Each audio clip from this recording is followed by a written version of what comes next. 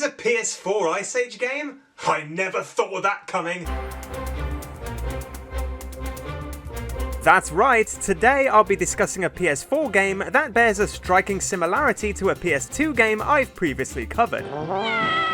No, this isn't Ice Age 2 The Meltdown. This is Scrat's Nutty Adventure. Or as I like to call it, Scrat-attack of the Clones. Yeah, this game is indisputably similar to its PS2 predecessor. Surprisingly released in 2019, this game isn't based on any release in the Ice Age franchise. In fact, by the time of its release, the franchise hadn't seen a movie release in 3 years, which does rather beg the question, why does this exist? Well, let me tell you, it's the same reason the last 4 movies exist. Moolah. The existence of this game genuinely makes me wonder whether this might be somebody's passion project. A concept proposed by somebody who grew up with the aforementioned PS2 game and decided that a spiritual sequel was a necessary accompaniment to the franchise. Spoiler alert, it is not. But the question is this game a vast improvement, or is it an absolute Scrat-astrophe? The game begins with Scrat attempting to bury his ever-elusive acorn, when he suddenly finds himself in the Forgotten Temple, which essentially becomes the hub world. As it turns out, this is the Temple of the Scrat-azons, an ancient civilization who harness the power of the crystal nuts. Whoever brings all 4 nuts to the temple will lead the Scrat-azons into a golden age. Of course, Scrat just wants his nut back. In any case, the idea is to traverse the 4 main locations and retrieve these 4 crystal nuts. The combat is okay. It's a little stilted and very repetitive. You can perform a handful of moves, escalating from a simple kick to a tail spin, as well as a ground slam move you can perform with the circle button. The problem is that it does not matter what moves you perform, they are all equally as powerful, and the ground slam is often the best move to perform, as it will inflict damage on all enemies in range.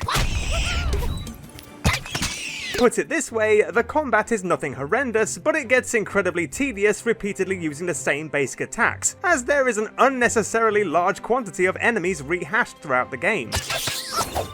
It doesn't seem too bad to begin with, the opening levels have promise, but it never really escalates in difficulty, and the enemies don't change all that drastically. Even an occasional design change may have helped alleviate the tedium. The beetles, for example, show up constantly throughout the game. Would you like to hear a song?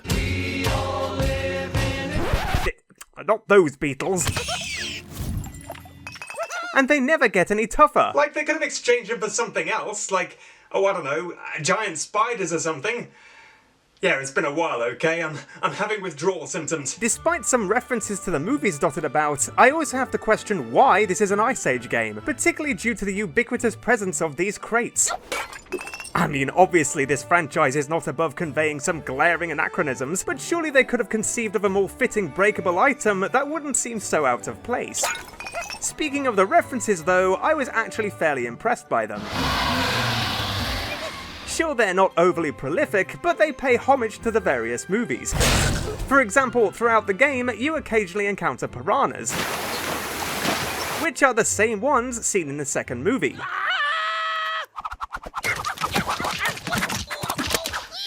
I think the only movie I didn't spot a substantial reference to was the 4th one. Oh, please. Perhaps they just forgot about that movie. Just like everybody else, I suppose. Really, what the hell happened in that movie? I believe this is the only Ice Age game not to feature any of the main Ice Age characters. No. At least not prominently. This isn't a complaint as such, but it does make the game distinctly unmemorable compared to Ice Age 2. Are you following me? Personally, I found the occasional minigames involving the rest of the ensemble to be effective in breaking the tedium of Scrat's repetitive and bland tasks. There are far fewer unique encounters in this game, although there are a handful of surprises. The first location eventually sees Scrat come face to face with Carl and Frank, the rhinos from the first movie. Yeah, you'll notice that none of the characters talk at all. The rhinos only briefly chuckle, but there's no actual voice acting in this game. Rumour has it the developers wanted the original rhinos from the first movie, but sadly they charged too much. I I am not sorry. In fact, I might be mistaken, but I swear even Scrat's grunts, groans, and exclamations are stock footage of Chris Wedge's voice performance from its PS2 predecessor. I mean, to be honest, I would hope that was the case. Imagine being so in demand that you're called into the studio over a decade later to record some squeaks. In any case, I wouldn't be surprised if he got paid a substantial amount for this. I'm in the wrong profession, guys. Jesus Christ. Anyway, this is the first boss fight in the game, and it's something of a surprise considering up to this point you've only fought much smaller critters.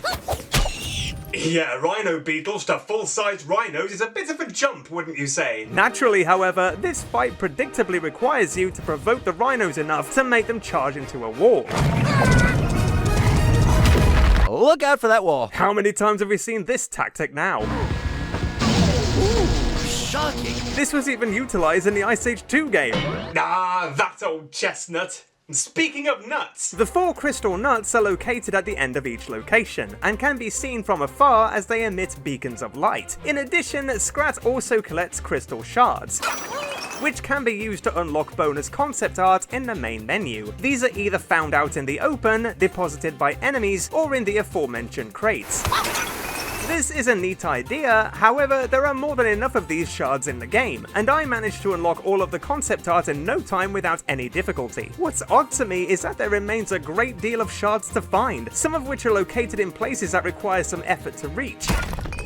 And I really have to wonder why. I mean, if there was some kind of reward for finding all of the shards, I would understand, but there's no real incentive to collect them all, as there's no additional reward.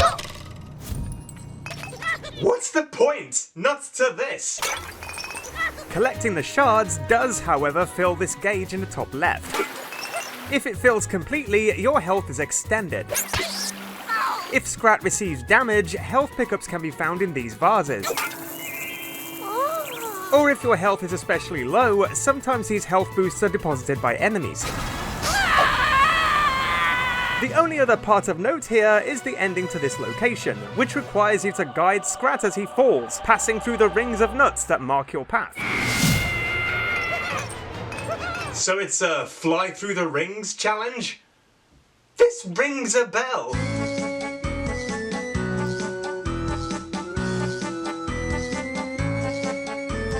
In actuality, you don't need to fly through the rings at all. They're just there for guidance. You merely have to avoid the obstacles.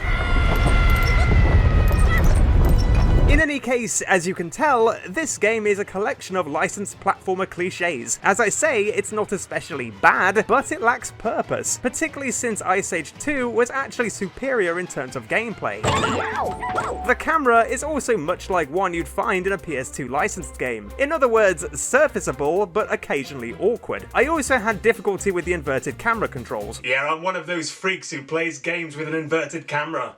We exist, okay? The problem I found is that it only seems to invert the Y-axis, not the X-axis, which confused the hell out of me. But what would an homage to PS2 licensed games be without an awkward camera, eh? In some cramped spaces it just goes nuts, so to speak. Once we complete one of the locations, we're rewarded with a new ability, and whisked off to an ethereal training area to practice our new move. In this case, Scrat is rewarded the ability to double jump, even though he could already do this in 2006. Perhaps he just forgot. His mind's a little scatty. Or is that scratty? This game takes the double jump one step further, however, as performing an additional tail swipe in the air makes Scrat jump even further, like a sort of triple jump. There are other moves that Scrat performs that are incredibly similar to the Ice Age 2 game. There are some new features, however, such as the addition of a wall jump. You can also dig over mounds of earth, and this is done in a similar fashion to the aforementioned game by tapping the triangle button. So yeah, this game's controls are pretty familiar, but nah, I can dig it.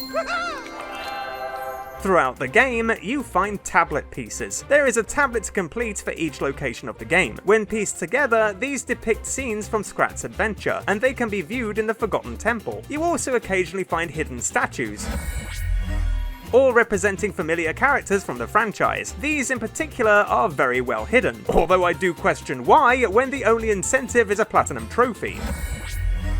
If you're like me and you don't really care for trophies, there's no real need to invest so much effort, and considering how well concealed they are, I also have to question who this game's target audience is. While the gameplay generally is very simplistic, completing this game 100% isn't as easy as you'd expect for young children, and yet for older audiences, there's very little to sink your saber-toothed teeth into. Throughout the game, you come across these gates. Many of these can be unlocked by locating power cores. Sometimes you'll have to find more than one, and sometimes you'll have to alternate them between different switches to work out a puzzle. But there's nothing too taxing here. There are also gates that can only be opened by hitting buttons marked with symbols in a certain order. And these gates most often conceal hidden collectibles. When I first encountered one of these, I mistakenly thought the game was getting more interesting, but sadly, these don't get much harder as the game progresses. There's never any innovative way to reveal the sequence. It literally provides you the sequence on the gate every single time. Despite there being 4 locations in this game, with all the repetitive tasks, puzzles, and enemies, it makes the majority of the game just feel like one long level. Like I say, it's not exclusively bad, it could just do with more variety. Eventually, we also have another boss fight against... Good gracious! It's Cretaceous! Yes, that's right, Cretaceous and Maelstrom, the vicious waterborne enemies from Ice Age 2. This fight sees you pelt Cretaceous with rocks.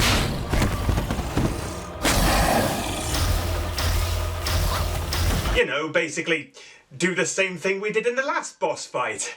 How innovative. All the same, despite a distinct lack of creativity in eliminating the foes, it's nonetheless a refreshing and welcome shake-up to the usual tired platforming. Once Cretaceous gets tired, Maelstrom will try to devour Scrat, and you have to tap the X button to escape, although I really don't know what he's concerned about. This guy swallowed us before, and we had no problem escaping through his, anus. Once bitten, twice shy, I guess. Literally. Once we reach the Frozen Dam, the location of the second crystal nut, the gameplay shakes things up a little again as we have to ride a block of ice down the rapids. And if that wasn't enough to alleviate my rapidly waning investment in this game, the retrieval of the second nut sees us rewarded with the Scrat-astrophe, which is basically a Scrat catapult. I mean, obviously. What did you think it was? This ability sends our squirrel flying over long distances, meaning we can now progress to the third location, the Gem Tunnels, which I personally think is the most unmemorable location, as I can't think of much at all that's unique to it. It's around this point you're told that you have to sneak past wolves, as you're apparently incapable of defeating them, even though we had no problem eliminating them before. I've a sneaking suspicion that Scrat's strength has diminished over the years. Hell, in the last game he was able to take out a bear, for crying out loud. Yeah, okay, maybe it was a little overpowered. Otherwise, all I recall from this location is having to wait for a lot of generic moving platforms. You know, just like in all of the other lazy licensed games I've reviewed. The only other thing of note is that this location ends with a slalom, as Scrat rides the nut to the bottom of the icy slide. This is a colourful and eerily beautiful location, but there's nothing all that memorable here. It's the only location that lacks a boss fight too, which makes it something of an anomaly. Oh, and if you happen to screw up the slalom, the music finishes prematurely, meaning you then have to continue the ride in deathly silence.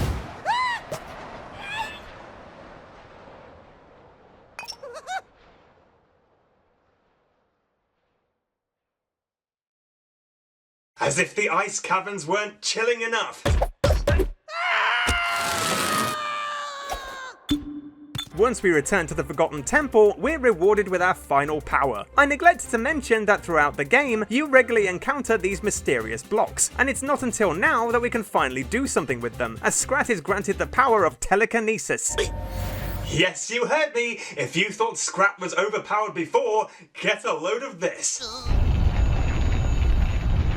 This power permits us access to the final location, the Hidden Jungle.